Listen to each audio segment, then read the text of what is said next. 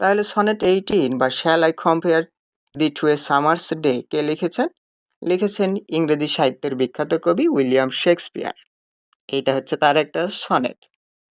আর এই সনেটটার নাম্বার হচ্ছে 18, তাই বলা হয়ে থাকে সনেট 18, যেখানে কবি তার বন্ধুর সৌন্দর্যকে প্রকৃতির সৌন্দর্যের সঙ্গে তুলনা করার চেষ্টা করেন। শুরুতে তিনি প্রশ্ন করেন, তিনি কি তার প্রিয়জনকে, তার বন্ধুকে গ্রীষ্মের দিনের সঙ্গে তুলনা করবেন? কিন্তু পরক্ষণেই তিনি বুঝতে পারেন যে তার বন্ধু গ্রীষ্মের দিনের চেয়েও বেশি সুন্দর, বেশি স্থির। কবি দেখান যে প্রকৃতির সৌন্দর্য কখনো অতিরিক্ত গরম, কখনো ঝড়ো বাতাসে নষ্ট হয়, এবং গ্রীষ্মকাল খুব অল্প সময় স্থায়ী হয়। আমরা যেমনটা জানি, একটা ঋতু, একটা সিজনের পর কি হয়, আবার অন্য ঋতু আসে, তাই না? অর্থাৎ প্রকৃতির সব সৌন্দর্যই ক্ষণস্থায়ী।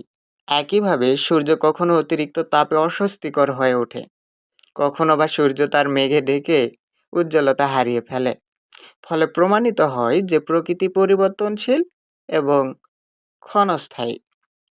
কিন্তু কবি তার বন্ধুর সৌন্দর্য প্রকৃতির মতো নষ্ট বলে মনে করেন না, কারণ সেই সৌন্দর্য তার কবিতার ইটার্নাল লাইন্স বা অমর লাইনগুলোর মধ্য দিয়ে চিরকাল বেঁচে থাকবে। কবি বিশ্বাস করেন যে মৃত্যু কখনো সেই সৌন্দর্যকে ধ্বংস করতে পারবে না। অর্থাৎ মৃত্যু তার বন্ধুর সৌন্দর্য বা বিউটিকে ধ্বংস করতে পারবে না, কারণ যতদিন মানুষ বেঁচে থাকবে এবং এই কবিতা পড়বে, ততদিন কবিতাটি জীবিত থাকবে।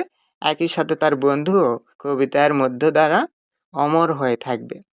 এইভাবে শেক্সপিয়ার দেখিয়েছেন যে প্রকৃতি ও মানুষ ক্ষণস্থায়ী হলেও কবিতা মানুষের সৌন্দর্যকে চিরস্থায়ী করতে পারে, যেমন করে তিনি তার বন্ধুর সৌন্দর্যকে চিরস্থায়ী করে গেছেন।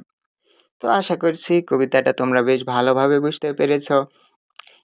যদি কোশ্চেনগুলান বই থেকে পড়ো, তোমাদের কাছে এখন আশা করছি অনেক ইজি মনে হবে। তো ভিডিওটা থেকে যদি তোমরা উপকৃত হও, সবাই দয়া করে চ্যানেলটা সাবস্ক্রাইব করবে এবং বেল আইকনটা অন করে রাখবে।